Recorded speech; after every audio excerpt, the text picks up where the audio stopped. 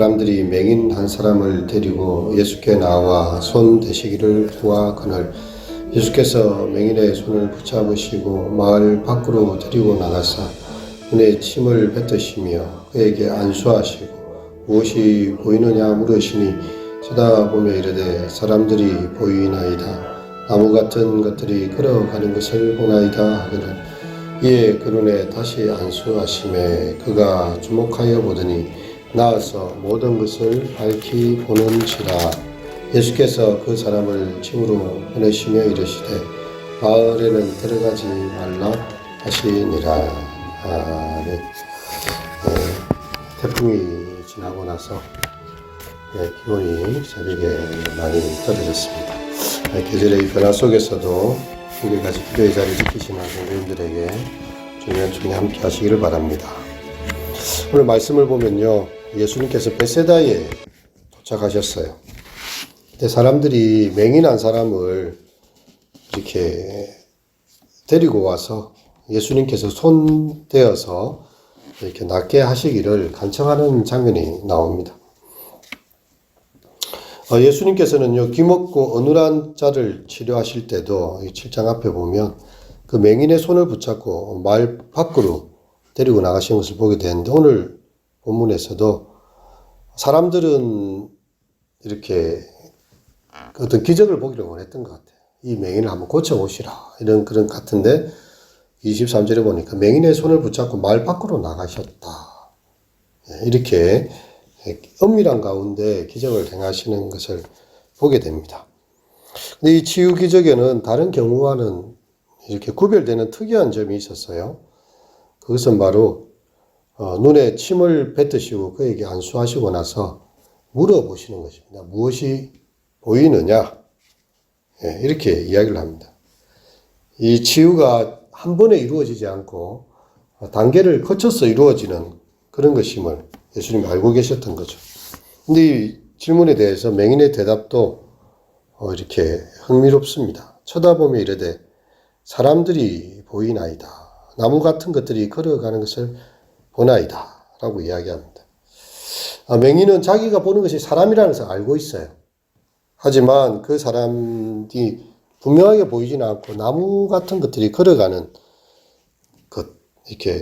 것으로 이렇게 인지하고 있습니다. 치유가 한 번에 이루어지지 않는 그런 모습처럼 보이지요. 그러자 이에 그 눈에 다시 안수하심에 두 번째로 손을 얹으셨다는 거죠. 그리고 이 두 번째 시도는 아주 독특하게 되는데요. 이 기적이 가지고 있는 상징성을 이렇게 예수님께서 더 보여주는 것과 같습니다. 이에 그 눈에 다소 안시하심에 그가 주목하여 보더니 나아서 모든 것을 밝히 보는지라, 이렇게 이야기를 하고 있죠. 완전히 보게 되었다, 분명히 보게 되었다, 회복되었다는 표현이 이렇게 강조가 되고 있습니다. 사실 이 본문에서는요, 전후 문맥을 보면 제자들의 영적인 눈에 대한 이야기를 들려주고 있거든요. 바로 앞에 보면 이렇게 예수님께서 배에 올라 건너편으로 가실새 예수님께서 상가 바리새인의 누룩과 헤롯의 누룩에 주의하라, 이런 이야기를 합니다.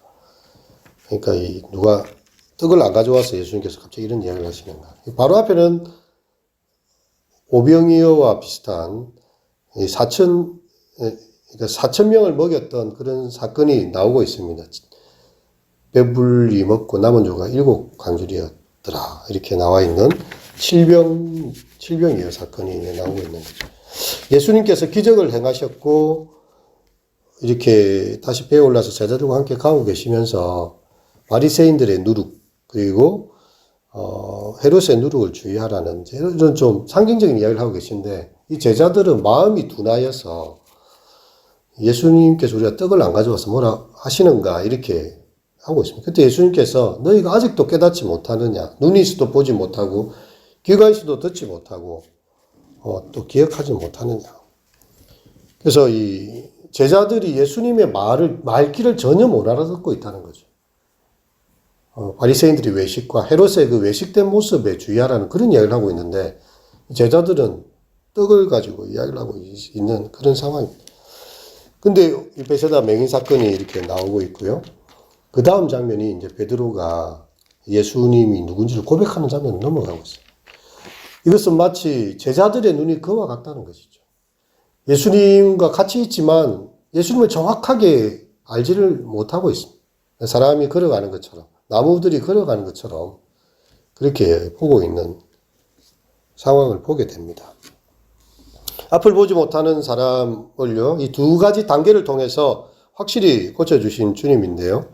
예수님의 능력이 약해서 1단계 한번 치료하고 또 2단계 치료하고 그런 것이 아닙니다. 이 제자들에게 이걸 예수님 곁에 이 제자들이 같이 있지 않습니까? 그래서 이 제자들의 영적인 상태를 이 사람을 통해서 보여주는 그런 것이죠. 눈이 있어도 보지를 못해요. 영적으로 제자들은 어두워져 있습니다. 그래서 이 소경이 눈을 뜨는 과정을 통해서 너희들이 지금은 내가 누군지를 잘 모르고 있지만 앞으로는 더 분명히 나를 알게 될 것이라는 그런 메시아에 대한 인식의 변화를 보여주고 있는 거죠. 만일 주님께서 십자가를 지시고 죽음 당하시고 부활의 그 사건을 그들이 접하게 되면 그분이 진정 메시아임을 보게 될 것이다. 예. 우리의 눈은 정말 주님을 밝히 보고 있습니까?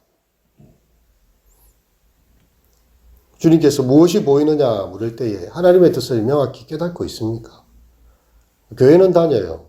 기도도 합니다. 성경도 있습니다. 근데 읽는 것이 뭔지를 모르고 기도하는 것이 뭔지를 모를 때가 있는 거죠. 근데 우리 주님은 그 맹인의 그 상황들을 지켜보시고 마침내 그 눈을 열어주시는 것처럼 우리의 희미하고 어두운 눈을 밝혀주시도록 우리는 이 새벽에 기도할 수 있습니다. 이 영적 눈먼 상태에 대해서 이렇게 오늘 본문에도 이 전문맥에도 그렇고 마가복음 전체에서 많이 인용이 되고 있어요. 너희가 어찌 떡이 없으므로 수군거리느냐 아직도 알지 못하며 깨닫지 못하느냐 너희 마음이 둔하냐 너희가 눈이 있어도 보지 못하며 귀가 있어도 듣지 못하느냐 또 기억하지 못하느냐 이렇게 말씀하십니다. 제자들은 밖에 있는 사람들과는 달리 특별히 하나님 나라의 비밀을 허락받은 자들로 간주되었어. 그들은 영적으로 눈을 떠 있다는 거죠. 갈릴리에 수많은 사람들도 있었고 하지만 특별히 선택받은 12제자들은 그래도 하나님 나라의 비밀을 허락받은 사람들입니다.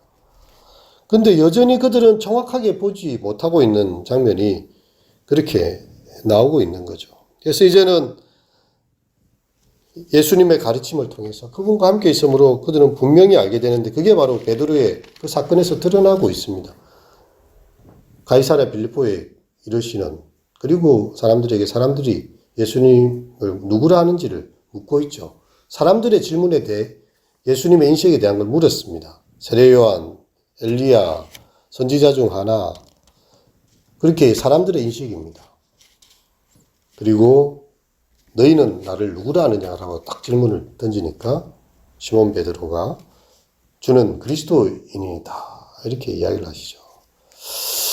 인자가 많은 고난을 받고 장로들과 대제사장들과 서기관들에게 버림받아 죽임을 당하고서 사흘 만에 살아날 것에 대해서 비로소 이야기하셨다. 지금까지 예수님이 자기의 죽음에 대해서 부활에 대해서 마가복음 전체에서 이야기를 하지 않고 오셨는데 구체적인 이야기를 이때부터 시작하십니다. 예수님께서 이 땅에 오신 이유가 무엇인지 앞으로 어떤 일을 당하게 될 것인지 그렇게 보여 있는 것이죠. 드러내놓고 이제 이 말씀을 직접 하십니다. 나는 이제 이렇게 될 것이다. 근데 베드로가 어떻게 합니까? 방금 지금 예수님을 주는 그리스도라고 고백했잖아요. 예수님의 그 죽음과 부활 사건을 들었지 않습니까? 예수님을 붙들고 항변함에 예수님 그러시면 안 된다고 이제 굉장히 강한 의조로 이야기를 하고 있는 거예요. 예수님의 뜻을 모르는 것이 또 방금 말해놓고도 무슨 말인지 이해를 못하는 거죠. 예수님 죽으시면 안 되지요. 라고 항변을 던지고 있습니다. 그때 예수께서 돌이키사 제자들을 보시며 베드로를 꾸짖으셨어요. 사탄아 내 뒤로 물러가라. 베드로가 사탄이 되어버렸습니다. 베드로 속에 있는 사탄이 베드로를 지배하고 있는 상황이 된 거죠. 네가 하나님의 일을 생각하지 아니하고 우리가 사람의 일을 생각한다. 누구든지 나를 따라오려거든 자기를 부인하고 자기 십자가를 지고 나를 따를 것이다. 그리고 이 예수님께서 하시는 이 귀한 말씀이 나오죠. 사람이 만일 원천을 얻고도 만일 자기 목숨을 잃으면 무엇이 유익하겠느냐. 누구든지 이 엄난하고 죄 많은 세대에서 나와 내 말을 부끄러워하지 아니하면 인자도 아버지의 영광으로 거룩한 천사들과 함께 올 때에 그 사람을 부끄러워하지 않을 것이다. 여러분, 제자들이 깨닫지 못하기 때문에 예수님은 계속 설명하시고 그들의 눈을 띄워주시는 것입니다. 이 마가는 이러한 상태들에 대해서 계속 나아가고 있어요. 그리고 이 마지막 10장에 보면 바디메오의 눈을 적극적으로 띄워주시는 장면으로 연결이 됩니다. 우리는 예수님을 어느 정도까지 과연 알고 있는가? 우리의 신앙생활은 하나님의 뜻을 어디까지 과연 분별하고 그분의 말씀을 받아들이고 자라가고 있는가? 여러분, 우리가 어릴 때는 말하는 것이 어린 아이와 같고 생각하는 것이 어린 아이와 같아요. 하지만 장성한 사람이 되어서는 어린 아이를 버리느니라 이렇게 이야기를 하고 있는 거죠. 우리가 정말 하나님 앞에서 주님의 뜻을 깨닫고 하나님의 하나님을 알아가는 눈이 더욱더 자라가는 것. 어쩌면 우리가 이 땅을 살아가면서 우리의 영적인 눈이 떠가는 과정이 아닌가 생각을 합니다. 이 새벽 우리가 주님 앞에서 우리의 어두워진 눈을 더 밝게 보게 하셔서 주님, 우리가 처음에 보지 못한다면 다시 안수하셔서 모든 것을 밝게 보는, 그리고 하나님 나라의 비밀을 온전히 깨닫고 주님의 뜻 가운데 우리의 삶을 온전히 맡겨드리는 그런 믿음의 삶을 살 수 있도록 기도하실 수 있기를 바랍니다. 기도하도록 하겠습니다.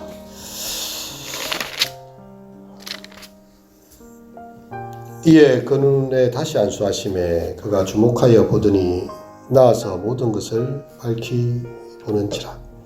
하나님, 우리가 눈이 있어도 보지 못하며 귀가 있어도 듣지 못하는 참 우리의 마음이 둔하고 하나님의 말씀을 깨닫지 못하는 우리의 모습입니다. 주님, 이 새벽에 우리가 기도하러 나왔지만 정말 우리가 주님의 모습을 아직 밝히 보지 못하고 하나님의 뜻을 온전히 깨닫지도 못하는 주님, 어린아이 같은 생각과 그런 눈으로 주여 희미하게 보고 있는 우리의 모습입니다. 하지만 그때가 되면 얼굴과 얼굴을 대하여 보는 것처럼 그것을 밝히 보게 될 것이라고 우리에게 말씀하셨습니다. 주님, 우리가 이전에 잘 알지 못했던 주님, 지금도 잘 알지 못하고 또 하나님의 뜻을 잘 깨닫지도 못하고 있습니다. 주여, 우리의 어두운 영적 눈을 열어주시고 주의 뜻의 비밀한 것을 깨달아 알게 하시며 주님을 더욱더 밝게 알아가고 우리의 삶으로 예수님 더 알아가는 그런 이 새벽에 우리 기도와 우리의 삶이 되게 하여 주시옵소서. 예수님의 이름으로 기도합니다. 아멘. 찬송.